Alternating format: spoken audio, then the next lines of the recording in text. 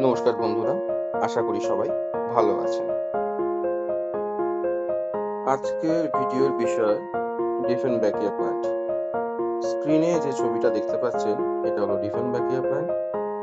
আপনাদের অনেকের বাড়িতেই এই গাছটি আছে। কোলিয়াস, ক্রোটন, পয়েন্টেসিয়া ইত্যাদি গাছের মতো এটিও এর সুন্দর পাতার জন্য আমাদের অনেকের আকর্ষণীয়। চলুন এক নজরে দেখে নিই এই গাছটার সম্পর্কে কিছু জেনে নিই, তারপর আমরা মূল ভিডিওতে একটু ঘুরে এগোবো। দেখুন,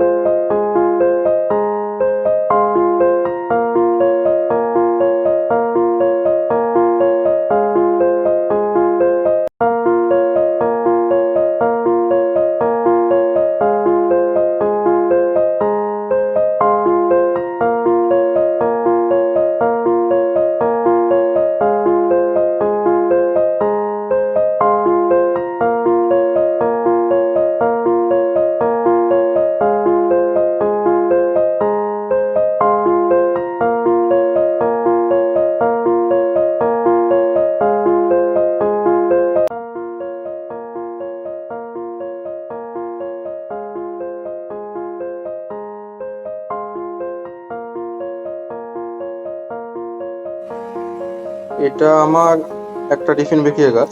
আমি বেশ কিছুদিন আগে এই গাছটার নিচের দিকের অংশ থেকে ওই 2 থেকে 2.5 ইঞ্চি মাপের 3টে কাটিং বার করেছিলাম।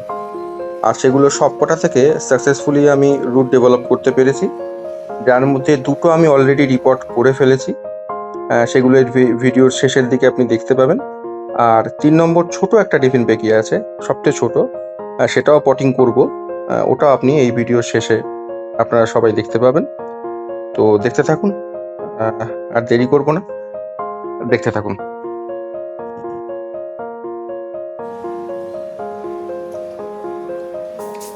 এই যে এই হলো প্রথমটা। এটা একটা রিপোর্ট করেছিলাম আগে। দেখুন ভাবে গ্রোথ হয়েছে। হ্যাঁ,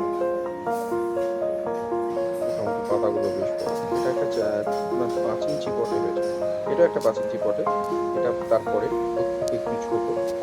তো এদের গ্রোথ ডিফারেন্সগুলো একই সঙ্গে বসানোর পর হওয়ার কারণ কি সেটা আমি পরে আলোচনা করবো একটা অন্য ভিডিও করে। অন্যটার ভালো গ্রোথ হয়েছে। এই দেখুন দুজনকে একসঙ্গে দেখুন, দেখলেই বুঝতে হবে গ্রোথ দুটো আলাদা। তো দেখতে থাকুন।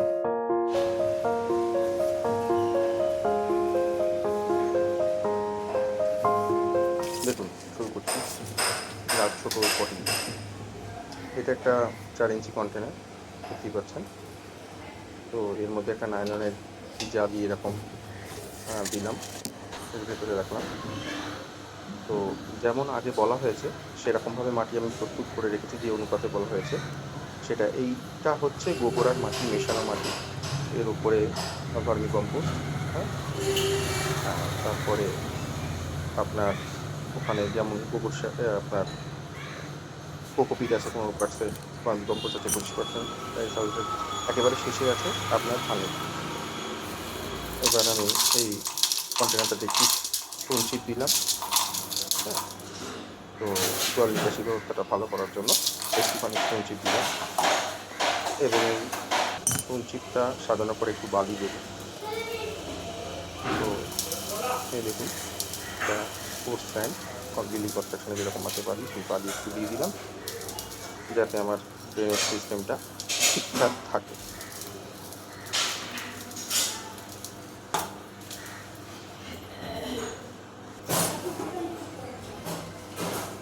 তো এইভাবে দেওয়ার পর মাটি আমি আগে থেকেই এরকম রেখে দিয়েছিলাম, করে এর সঙ্গে একটু আপনার নিম খোল আর একটু ফাঙ্গিসাইড দিয়ে দিয়েছি এটাকে মেশাবো বলে। বালিটা ভিজিয়ে নিয়েছি যাতে আপনার বালিগুলো ঠিক করে সেট করে, যাতে ড্রেনেজ সিস্টেমটা ঠিক থাকে, মাটি গিয়ে আপনার কোনো রকম ড্রেনেজ সিস্টেমে কিছু প্রবলেম করতে না পারে। মাটিটা আমি সুন্দর করে আমি মিশিয়ে নেব এখানে। হ্যাঁ, এভাবে মিশিয়ে নিচ্ছি। এবং এই মিশিয়ে নেওয়ার পর একটু মাটি আমি আগে এখানে ঢেলে দিচ্ছি এবং ভিজিয়ে নেওয়ার জন্য আগে বালিটা ভিজিয়ে নেওয়ার জন্য সুন্দর হয়েছে। এই মাটিগুলো নিচ দিয়ে আর কোথাও অবস্ট্রাকশন করবে। এই আমার লাস্ট ছোট্ট বেবি একটা মিষ্টি, আর একটা ছোট্ট একদম বেবি একটা ডিফেন্ট রেকিয়া প্ল্যান্ট। এটা আমার সবচেয়ে ছোট, যে 3টে করেছিলাম তার মধ্যে এটা সবচেয়ে ছোট। তো এবার এটাকে আমি পরবর্তী দেখুন কি সুন্দর ডেভেলপড হয়েছে এখান থেকে, দেখতেই পাচ্ছেন স্কিনে দেখা যাচ্ছে। এইটা ছোট্ট একটা পাতা। তো এটাকে আজকে আমি নতুন একটা বাসস্থান দেব। তো একেবারে সুন্দর একটা এই যে আমি তাকে দিয়ে দিয়েছি, বিস্তারিতভাবে দেখালাম না, মাটিতে দিয়েছি, প্ল্যান্ট আমার এখানে রিপোর্ট হয়ে গেছে।